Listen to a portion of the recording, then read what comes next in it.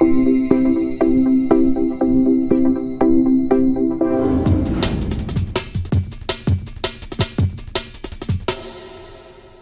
peut applaudir Maxime, ça va Maxime? Tu peux te mettre là. Ça va Christophe? Christophe, tu vas te mettre ici.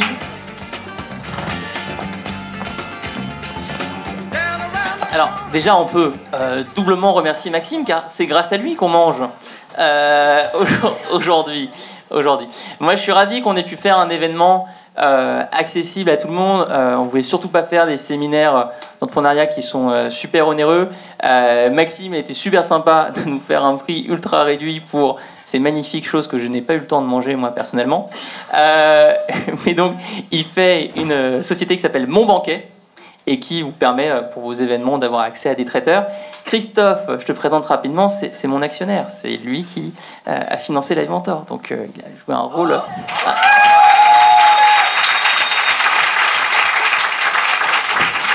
C'est bien, ça lui met la bonne pression, là.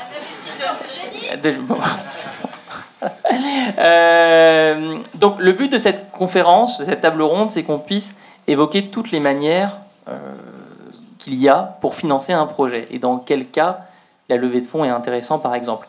Qui aujourd'hui a des problématiques de financement de son projet, qui envisage une levée de fonds ou un financement participatif ou un financement avec Business Angel ou un prêt bancaire ou des subventions BPI, tout ce qui peut exister. Ok, là, ouais, donc 25, un truc comme ça. Ok. Alors, première question peut-être pour Maxime. Est-ce que tu peux nous raconter l'histoire de ta boîte financièrement? Est-ce que toi, tu pouvais lancer ce projet sans faire de levée de fonds ou est-ce que c'était quelque chose d'essentiel pour toi? Bon, d'abord, merci pour l'invitation et cet événement a l'air vraiment génial dans une super ambiance conviviale et c'est ce qu'on aime aussi chez Mon Banquet, donc ça fait vraiment plaisir de sponsoriser cet événement aujourd'hui. Pour répondre rapidement à la question et venir dans le vif du sujet du financement, nous, on s'est lancé dans l'aventure monbanquet.fr début 2016, après une première aventure entrepreneuriale dans le monde de la boulangerie, un guide des boulangeries artisanales qui s'appelle dubonpain.fr qu'on avait développé pendant 2 ans et demi.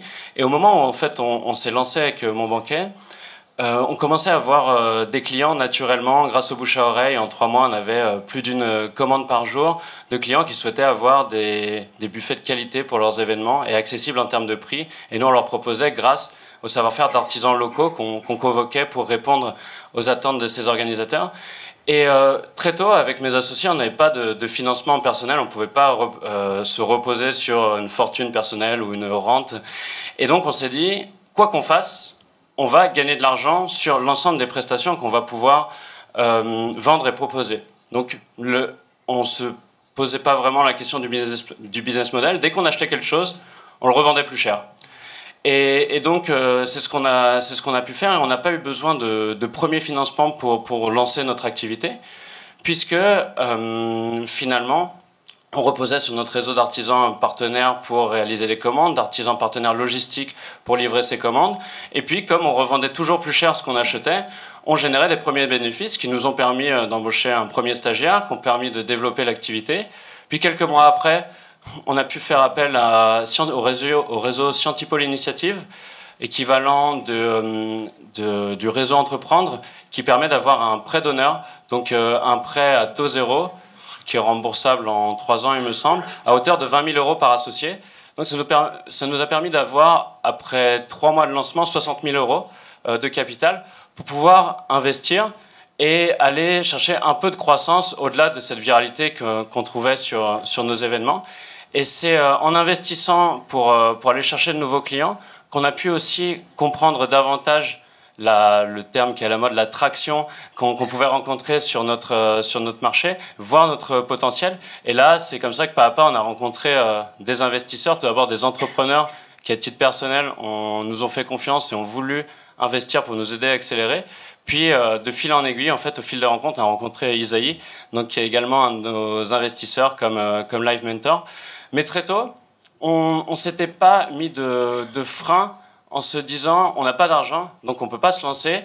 Et notre état d'esprit, ça a toujours été de tout faire avec les moyens du bord et de faire le maximum de choses avec le moins de ressources possible. Puisque avant monbanquet.fr, pendant 3 ans, on avait créé dubonpain.fr, 30 000 pages de boulangerie, 30 000 mini-sites web pour tous les boulangers de France, totalement gratuit et en ayant dépensé 3 000 € en 3 ans à 3. Et donc, vraiment, on a toujours su mobiliser un maximum de ressources internes pour faire le maximum.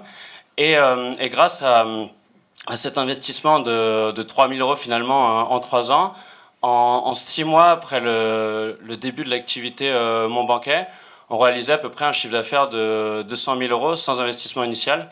Et l'investissement, on a été le chercher pour vraiment, avec un projet. En fait, on a vraiment été chercher cet investissement dans l'objectif de croître, de structurer une équipe et d'accélérer. Et je dis ça parce que très souvent, en fait, je rencontre beaucoup d'entrepreneurs qui me disent je souhaite me lancer, mais en fait, je cherche à lever des fonds. Là, je suis en train de faire mon deck, mon business plan, je vais voir des investisseurs, on va lever des fonds et on va se lancer. Alors que non, ce qui compte, c'est véritablement de se lancer, d'exécuter, comme on dit, et on peut savoir faire un maximum de choses sans avoir la nécessité d'investir. Et ces 100 000 premiers euros de chiffre d'affaires, on les a fait grâce à un Google Form qu'on avait mis en ligne. Et les gens remplissaient ce Google Form. On avait une demande qui nous était transmise par mail. On appelait nos partenaires artisans, préparait la commande et on faisait tout à la main. Et on a pu investir dans la technologie quand ça a été vraiment nécessaire pour passer à l'échelle. Mais en fait, cette preuve de concept, elle peut très souvent se faire sur quasiment la plupart des projets que vous allez monter sans investissement et notamment sans recruter une très grande équipe de développeurs pour réaliser la meilleure plateforme du siècle. Ce qui compte, c'est d'aller chercher l'essentiel. Alors, deuxième question, juste pour toi. On va faire comme si Christophe se bouchait les oreilles pour ne pas entendre. À partir du moment où tu as voulu lever des fonds, quelles sont les stratégies, les tactiques? Parce que moi, je pourrais en parler pendant assez longtemps, mais faire une levée de fonds, c'est que ce soit avec un banquier ou pour des subventions BPI ou pour un financement participatif ou pour une levée de fonds, c'est une stratégie. Si vous êtes en mission et ça devient votre objectif qui est de trouver des financements. Quelle a été ta stratégie pour avoir Christophe? Mais en fait, une levée de fonds, c'est vraiment une opération de séduction. Donc, une opération de séduction, il faut tout d'abord rencontrer la personne qu'on veut séduire et créer cette première rencontre, créer ce premier date finalement. Et pour créer ce premier moment, il n'y a rien de tel que le réseau. Et c'est très souvent en fait les mises en relation qui vous permettent de rencontrer vos futurs investisseurs. Et nous, on a rencontré Isaïe. L'histoire de la levée de fonds, en fait, elle est assez simple et assez imprévue. Comme je disais, on n'avait pas prévu initialement de lever des fonds parce qu'on s'autofinançait. Et un soir, je vais à une soirée organisée par un des fondateurs d'Evaneos, Yvan Vibo, qui accueillait des entrepreneurs un peu comme un événement comme celui-ci. Et à la fin, je lui parle de notre concept qu'il prenait et il me dit « Franchement, c'est super. Moi, j'ai envie de t'aider, j'ai envie d'investir. Là, faut accélérer. On sent le truc. Faut qu'on mette un peu d'argent et qu'on accélère. » Et le lendemain, il me présente un autre fonds d'investissement. Et en fait, les choses ont été très vite. J'avais pas du tout prévu à ce stade d'aller voir des investisseurs, notamment d'aller voir des fonds de corporate venture, de capital risque, sachant qu'avec mes associés, on était encore étudiants à l'époque. Et en fait, le lendemain, on rencontre ce fonds d'investissement. On a discuté avec eux pendant 2-3 mois. Et ça nous a fait tout de suite prendre du recul parce qu'on s'est rendu compte que des investisseurs, en fait, pour les séduire, il faut parler leur langage. Et donc, il y a des normes qui existent. Une présentation en 10 slides avec un accent sur l'équipe, le marché, le développement, la concurrence. Vraiment, on a tout un format à respecter. Et c'est normal parce que on a l'impression parfois qu'ils ont un comportement très moutonnier. Tout le monde investit dans les derniers chatbots, dans les dernières plateformes SaaS, dans l'intelligence artificielle. Aujourd'hui, si vous lancez un chatbot basé sur l'intelligence artificielle avec un modèle SaaS, vous avez de grandes chances d'intéresser un grand nombre d'investisseurs. On avait Marjolaine Grondin sur scène il y a 2 heures, je crois. En fait, il y a un effet moutonnier qui est relativement normal, mais il faut savoir s'y conformer. Et notamment quand on lance sur le marché du traiteur, se pose question au début, parce que c'est un marché très traditionnel. Et en fait, il faut adapter son langage, il faut adapter sa façon de se présenter. Et ensuite, comme je disais, une véritable opération de séduction qui s'opère. Et nous, on a compris quelque chose très tôt, et notamment parce qu'on avait rencontré Yvan Vibo, puis d'autres entrepreneurs qui ont souhaité nous soutenir à titre personnel. C'est qu'au début, on croit que finalement, on fait un peu la manche et qu'on va voir les investisseurs, on va tendre la main jusqu'à ce que l'un nous fasse confiance et décide d'investir, décide de nous aider. Mais en fait, c'est pas du tout ça. C'est vraiment l'inverse. Et on s'est rendu compte qu'il fallait choisir nous-mêmes nos investisseurs plus que eux nous choisissent. Et c'est même, c'est une relation qui est réciproque. Et là, c'est quelque chose qu'on voit 1 an et demi après ce premier tour avec Isaïe, qui est vraiment clé. Et aujourd'hui, ce qu'on voit, c'est que on a construit une véritable relation avec nos investisseurs qui va bien au-delà, et très au-delà, du cash qu'ils ont pu nous apporter. En fait, c'est une vraie relation humaine qui nous a permis de nous développer. Et finalement, au fil des rencontres, du coup, dans cette opération de séduction, on cherche à découvrir qui sont les personnes qu'on a en face de nous et quels réseaux vont pouvoir mobiliser, quelles expériences passées elles vont pouvoir mobiliser pour nous aider.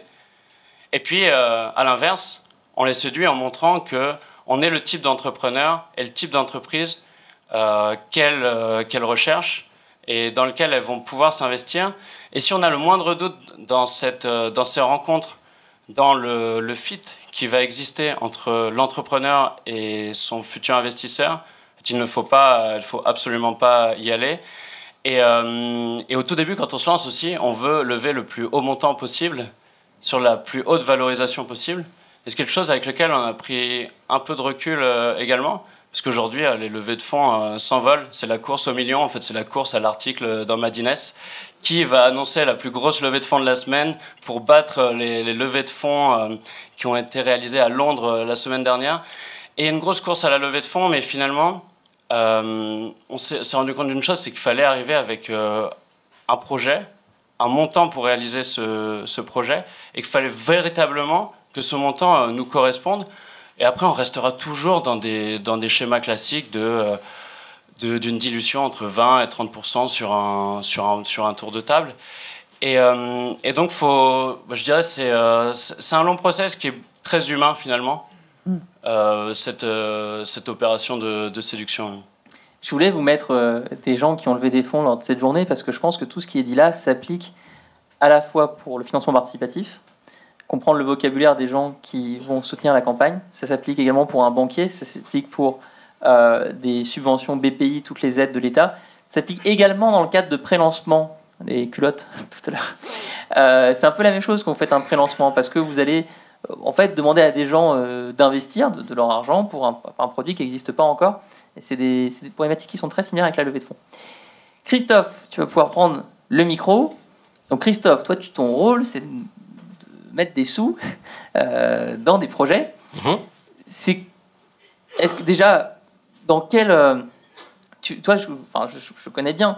Tu n'es pas du tout partisan de la levée de fonds à outrance, et j'ai été content de te faire venir dans une audience où il y a beaucoup de micro-entrepreneurs, il y a beaucoup de gens qui ne veulent pas lever des fonds et qui veulent atteindre la rentabilité. Quelles sont pour toi les raisons pour lesquelles ça vaut vraiment le coup d'aller voir un financier, un fonds d'investissement, un business angel? Ok, très excellente question. Juste, je voudrais revenir sur ce qu'a dit Maxime. Il est bon, non? Il nous a bien nourris, en tout cas. Tout ce qu'il a dit est juste, je vous confirme, et tout ce qu'il a dit est très intéressant. Alors, pour répondre à ta question, il y a malheureusement très peu de gens qui sont concernés par les levées de fonds telles que moi je les pratique, donc un fonds de VC, Venture Capitalist. Si on prend les stats, c'est très simple. L'année dernière, il y a eu, je crois, 550 000 créations d'entreprises. Il y a 220 000 auto-entrepreneurs, 190 000 entreprises personnelles, URL, etc., et 190 000 sociétés commerciales, SAS, SA, etc.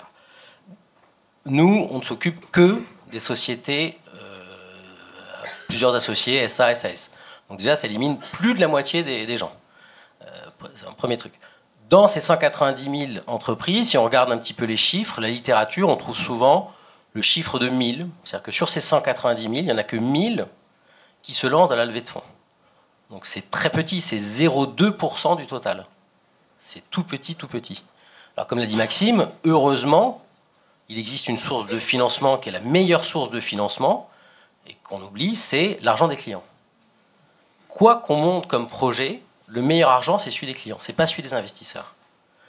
Une levée de fonds, il faut le rappeler, hein, même si c'est en pensée une porte ouverte, une levée de fonds, c'est au mieux un moyen, c'est jamais une fin. Et les gens qui font des espèces, pardonnez-moi l'expression, des concours de quéquettes à vouloir faire les plus grandes levées de fonds pour impressionner dans les journaux, ils n'ont pas compris ce que c'était que l'entrepreneuriat. L'entrepreneuriat, Maxime l'a très très bien dit, il y a eu un film d'ailleurs un peu là-dessus, moi je trouve que c'est un film sur l'entrepreneuriat qui s'appelle Apollo 13. Vous vous souvenez d'Apollo 13 ? Vous l'avez vu ? L'entrepreneuriat, tu l'as pas vu ? C'est extraordinaire. C'est une mission pour aller sur la ligne. Une fois qu'on est parti, on ne peut plus s'arrêter parce que ça va trop vite. Le réservoir d'oxygène pète. On est obligé d'aller au bout et de faire avec les moyens du bord. Et donc on est en mode refuge dans le module lunaire. On fait le tour de la Lune pour revenir sur la Terre parce qu'on ne peut pas faire demi-tour de toute façon. Et à un moment donné, alors que tout le monde est malade, fatigué, il faut faire rentrer un carré dans un rond, il faut que ce soit étanche. On a 3 heures, sinon tout le monde meurt. Les mecs y arrivent. Je vous ai mis beaucoup de gens très encourageants aujourd'hui. Hein. C'est une formidable leçon, comme quoi, plus on est dans l'adversité, moins on a de ressources, plus l'homme est créatif et inventif, a de l'imagination, se dépasse et arrive à faire des choses que normalement on n'arriverait pas à faire. Et c'est un petit peu pour ça que ce qu'a fait Maxime, que les Anglais appellent ça le bootstrapping, c'est-à-dire on commence avec rien, et on essaye de faire quelque chose avec rien, et une fois qu'on a quelque chose, là, on peut construire. Mais si vous voulez, en France, on a malheureusement un petit, je pense, problème de culture, c'est qu'il y a Jean de La Fontaine, je crois, qui a dit il y a très longtemps, il ne faut pas vendre l'ours avant d'en avoir tué. Non, il ne faut pas, j'y arrive jamais. Vendre la peau de l'ours. Il ne faut pas vendre la peau de l'ours avant de l'avoir tué. Voilà, c'est ça, hein, je l'ai bien dit cette fois. Bon. Mais ça, c'est entièrement faux dans l'entrepreneuriat. C'est exactement le contraire. À quoi ça sert de tuer un pauvre ours qui vous a rien fait si vous n'avez pas vendu la peau ? Vous avez les peaux qui s'accumulent et ça pourrit. Non mais ça sert à rien. C'est exactement ça. Donc si vous n'êtes pas capable de vous lancer avec rien, avec 1 euro, et avec 1 euro de trouver une méthode pour en faire 10 euros, à quoi ça sert qu'on vous donne 1 million d'euros ? Vous n'allez pas en faire 10 millions d'euros. C'est aussi simple que ça. Alors je caricature, mais c'est un petit peu ça. Donc les entreprises que nous, on cherche, on cible, c'est des entreprises... Alors il faut revenir un peu à l'histoire du venture. Tout le monde sait que le venture, comment ça a été inventé par Georges Doriot en 1946 ?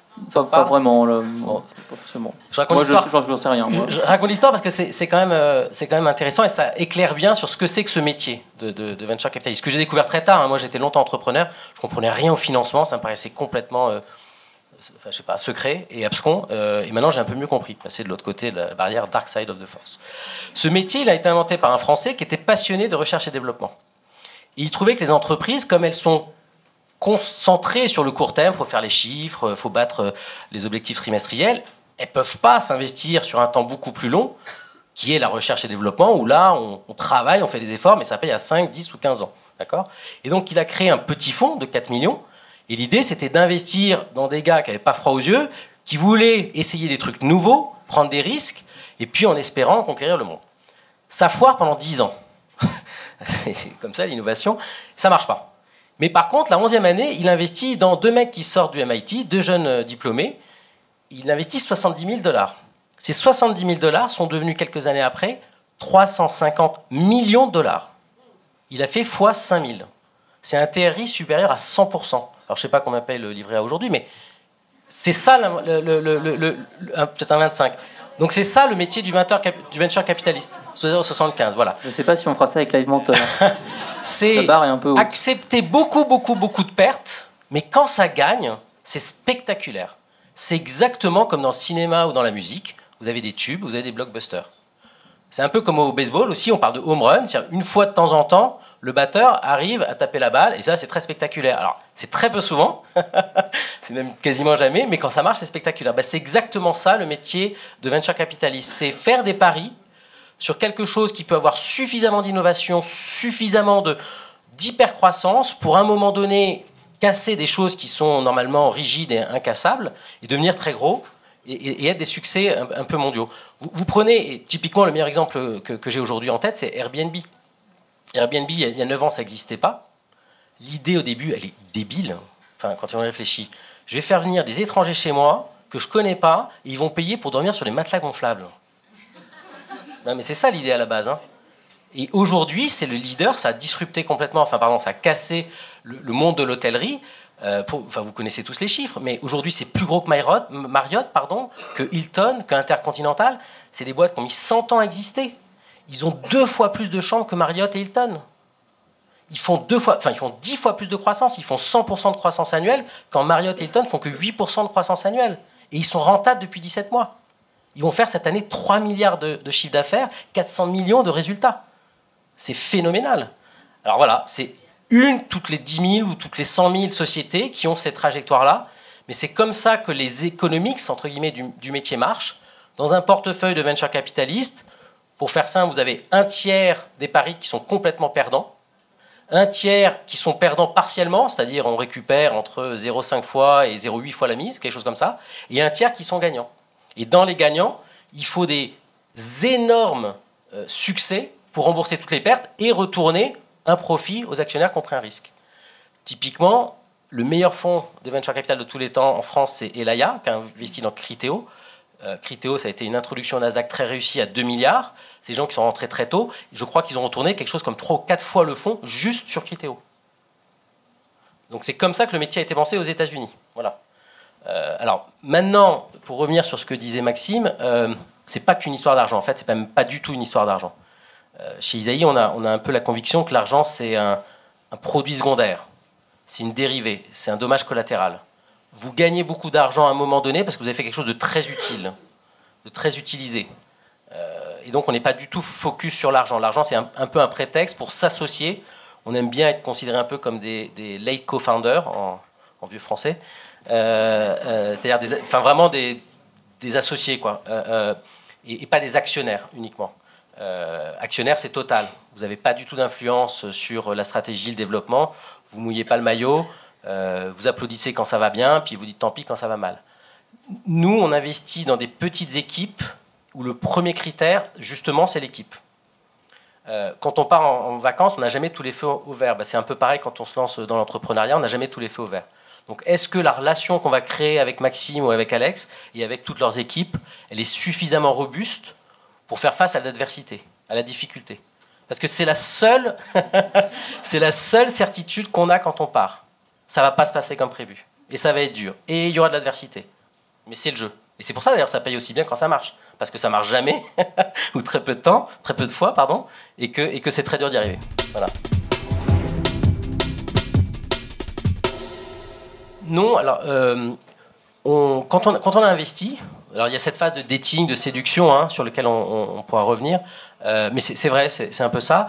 Et après, le dating, c'est un mariage à durée déterminée. Donc c'est ça un peu la particularité de notre métier, c'est qu'on dit on rentre, on va faire un bout de chemin, on va développer la boîte, mais à un moment donné, par contre, il faudra la revendre, ou il faudra qu'il y ait une introduction en bourse, ou qu'il y ait un événement qui me permette à moi, actionnaire, de sortir pour rendre l'argent à ceux qui me l'ont confié.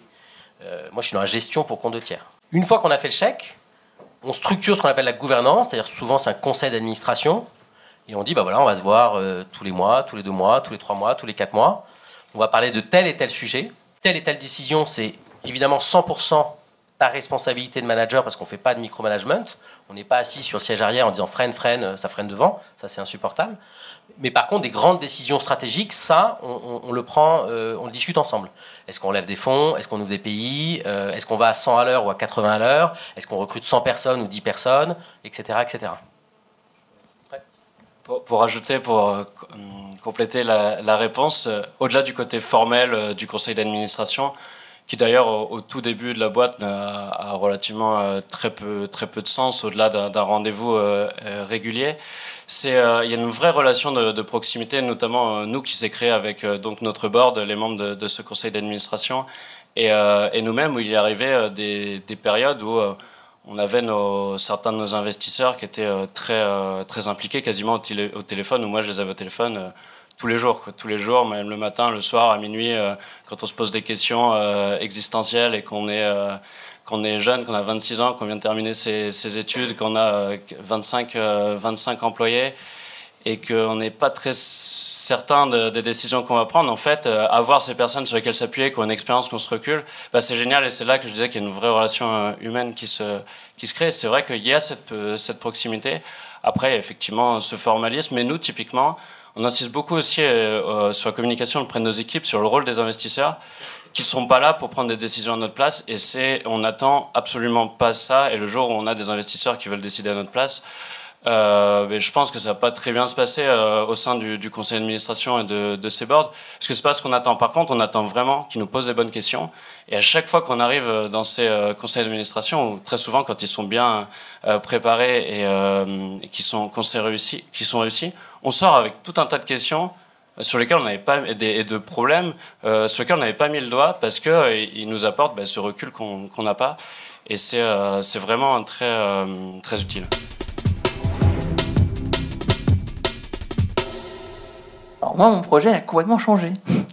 La petite cerise sur le gâteau, c'est que la personne qui suivait mon dossier chez Isaïe, ce n'était pas Christophe.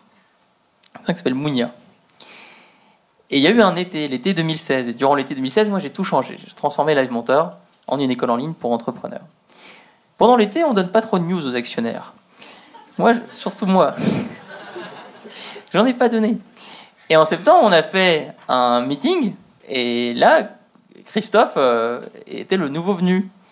Et donc il a débarqué dans une sorte de guérilla urbaine. Ouais, alors attends, on t'explique, l'histoire des cours particuliers c'est fini, mais on fait un autre truc, c'est pas mal, l'école en ligne. Mais on sait pas trop comment on va la faire, on sait pas trop quel cours, on sait pas trop quelle formation. Bon, alors voilà, ça a été un peu chaotique au début, mais je vais te laisser répondre, parce qu'au final ton avis est plus important que le mien. Écoute, alors... deux choses. Non, mais c'est une très bonne question. Isaïe, vous voyez ce que c'est, comment c'est fait, Isaïe, ou pas? Parce qu'il y a quand même une petite particularité, c'est que quand on parle de fonds d'investissement, souvent on pense banque, finance, Wall Street, etc. Nous, à la base, c'est pas ça du tout. Moi, j'étais un entrepreneur raté et j'avais souffert du problème de financement. Et donc, j'étais voir des gars qui avaient réussi, plein d'entrepreneurs à succès. Et je leur ai dit, les gars, ce serait sympa de renvoyer l'ascenseur. En finançant ceux qui veulent se lancer, et deux, en partageant l'expérience que vous avez acquise, les carnets d'adresse, parce que c'est précieux. Et ça trouve un bon écho, parce qu'on a levé 165 millions d'euros avec 130 entrepreneurs. Donc il y a 130 entrepreneurs, A au féminin, B, Boursorama, Secriteo, enfin on a toute la lettre de l'alphabet. Et donc on a un fonds d'entrepreneurs. Tout ça pour vous dire quoi? Vous dire qu'on a un ADN par construction qui est entrepreneur friendly, en anglais, qui est on recherche l'alignement permanent avec les entrepreneurs. Donc pour répondre à ta question, quand on rentre tôt dans Live Mentor, c'est l'équipe derrière Live Mentor qui nous séduit, à laquelle on croit, et on pense qu'ils ont la capacité de passer des difficultés, de se dépasser et de construire quelque chose. Quand moi j'arrive à un moment donné dans Live Mentor, avec Mounia, Alex nous dit, bah voilà, c'est plus une marketplace de cours de soutien scolaire, en gros, c'est une école pour entrepreneurs. Alors on est un peu surpris, mais c'est intéressant. Et après, on lui demande, on lui pose des questions, et puis on le comprend, etc., etc. Notre rôle, c'est pas de dire qui Alex doit être, ce qu'il doit construire et qui il est. On va forcément dans le sens de l'entrepreneur. Nous, on est des Sherpas, si tu veux. On aide le gars à gravir la montagne. Il se trouve que voilà, on a des cicatrices, on a des cheveux blancs, on connaît un peu la montagne pour avoir baroudé, et il y a des gars qui, par contre, ont la patate, à qui on essaye d'éviter de certains écueils, ou à qui on essaye de faire bénéficier un petit peu de tu vois, de notre expérience. Voilà. L'entrepreneuriat, et nous, par défaut, parce que c'est de l'entrepreneuriat par procuration, hein, on finance des entrepreneurs, on les aide à réussir. L'entrepreneuriat, la matière première que l'on travaille, c'est l'homme, c'est l'être humain. Et ce qui est gagnant, c'est pas les stratégies, c'est pas les technologies, c'est l'homme et sa capacité à se surmonter, à apprendre, à progresser, à pas lâcher, à pas abandonner et à continuer jusqu'au bout son projet. Donc c'est uniquement l'homme, et c'est pour ça que on dit toujours que le VC choisit d'abord une équipe avant de choisir d'autres, le marché, etc., etc. C'est parce que notre métier, c'est de travailler l'homme. On n'est pas des grands psy... Et la femme, non, mais avec un grand H, pardon, l'être humain, bien sûr. Il y a un terme dans le métier, c'est pas de one man show, one woman show. La gagne, c'est un sport collectif, c'est pas un sport individuel. J'ai énormément de respect. Moi, j'ai été solo entrepreneur. J'ai énormément de respect, mais souvent, c'est compliqué. Il faut trouver des associés parce qu'on peut pas être homme orchestre trop longtemps. À un moment donné, il faut être chef d'orchestre. Il faut trouver des bons associés. C'est compliqué, mais on n'y arrive pas tout seul. En fait, ma vision, si vous voulez, c'est qu'un entrepreneur qui veut faire quelque chose de très, très, très, très grand. Encore une fois, faire une boîte à 2-3 millions rentable, on se verse plein d'argent, c'est très bien. Il y en a des milliers et c'est très bien. Mais il y a encore une fois de temps en temps ces aberrations de la nature, ces monstres de la nature comme Airbnb, qui ont des trajectoires d'hypercroissance vraiment exceptionnelles. D'accord ? Quand on veut faire ça, il ne faut pas lancer une entreprise, il faut lancer une cause. C'est presque prophétique, si vous voulez. Il faut trouver quelque chose auquel on croit et auquel suffisamment de gens croient pour lancer un mouvement. Et si vous n'avez pas ces associés, que c'est juste des gens qui sont là parce que c'est un day job et parce qu'à la fin, il faut payer le loyer, ce n'est pas la même motivation. Et on ne peut pas forcément se donner autant, aller aussi loin et souffrir autant. Parce qu'encore une fois, il faut bien voir, ces gens qui font ça, ce n'est pas simple, c'est jamais linéaire. C'est beaucoup, beaucoup de souffrances, beaucoup de difficultés qu'ils ont rencontrées. Donc voilà, c'est ça. C'est quoi votre moteur ? Et à quoi vous marchez ? Donc c'est pour ça que des associés, c'est mieux qu'une équipe d'employés. C'est-à-dire qu'il y a une adéquation entre la personne qui lance le projet et le projet.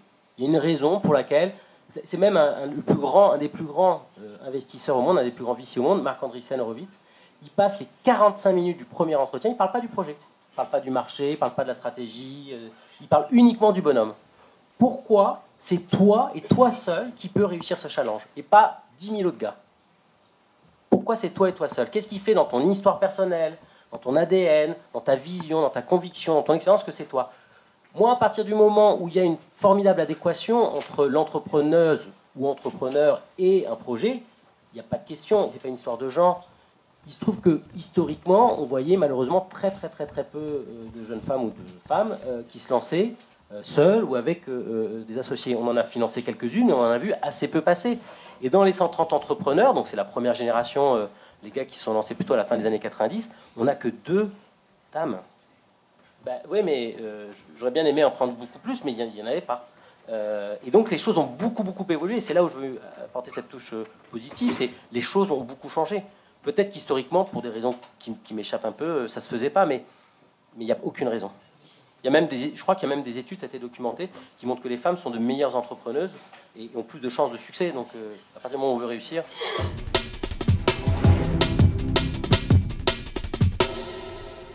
Moi, j'ai financé Live Mentor à la base en donnant moi-même des cours particuliers. En donnant moi-même des cours. Et d'un côté, tu aurais pu voir ça comme une dispersion. De l'autre côté, ce que je faisais, donner des cours, c'était assez proche de mon projet, au final. Et je pense que ça, c'est une plutôt bonne manière de faire avancer son projet, à savoir de trouver une manière de vivre, mais qui est très proche de ton projet. Et moi, je pense qu'il y a 2 types de projets sur lesquels, effectivement, avoir des fonds dès le début est vraiment nécessaire. Soit des projets qui impliquent de vrais investissements en termes de R&D. Et donc, dans ce cas, il y a aussi beaucoup de subventions à solliciter de la part notamment des régions, des subventions publiques qui existent. Donc, il y a des financements à trouver, et non dilutifs en plus.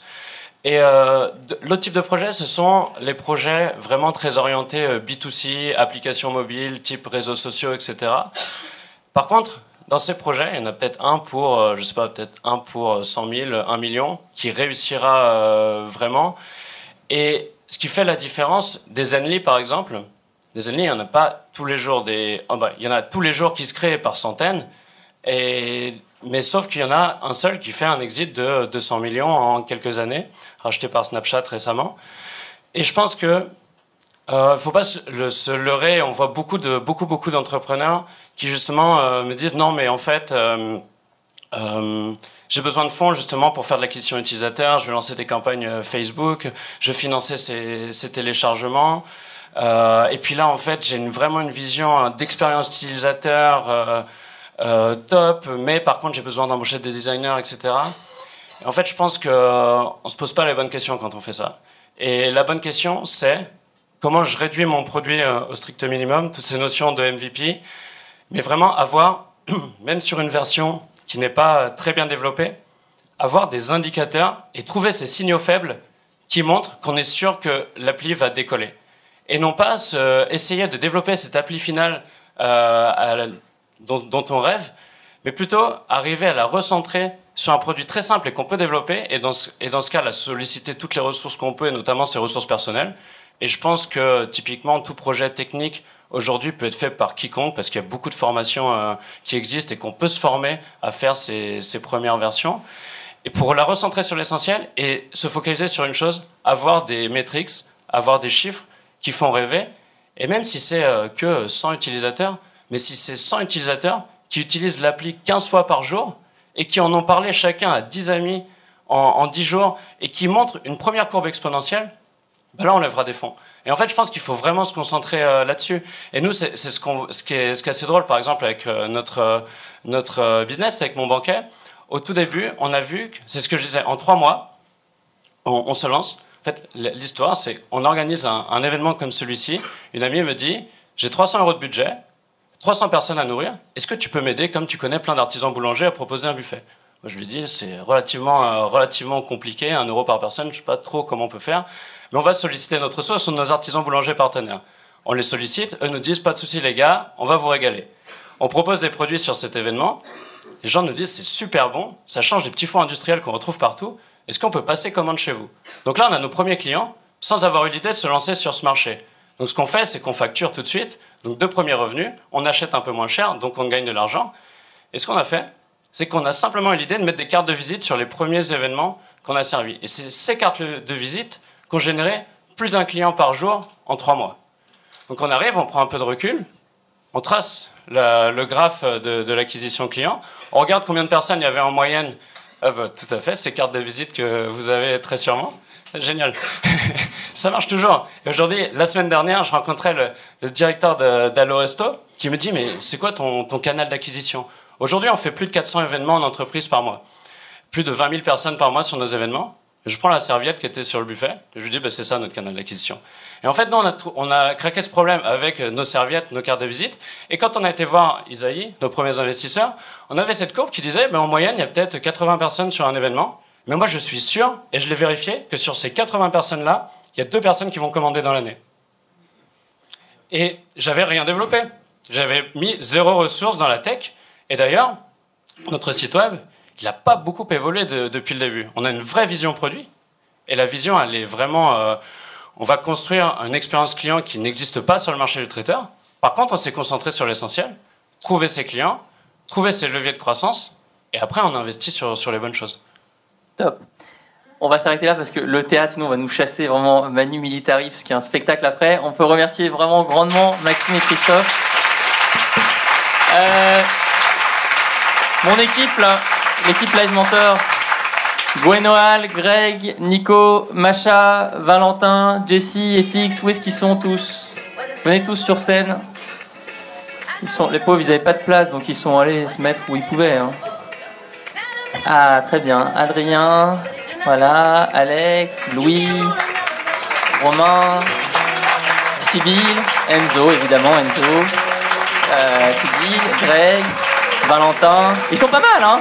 FX, Macha, Charles, Sybille. Combien ils sont ici, moi? Sybilla, Manon, Estelle, Gwenoal, Théo et Quentin, Jessie, évidemment.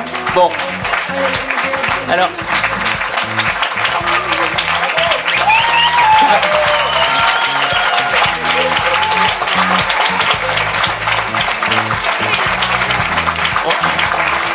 C'est vrai que moi aussi,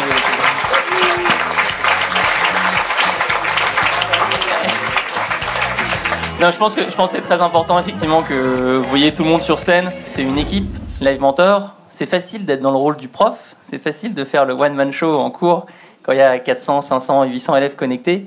Mais le prof, c'est juste la partie visible de l'iceberg, puisque derrière, il y a des gens qui s'occupent du site, des gens qui répondent aux emails, des gens qui font les appels téléphoniques, des gens qui écrivent les newsletters, des gens qui lancent le blog comme Valentin. Où est-ce qu'il est, Valentin?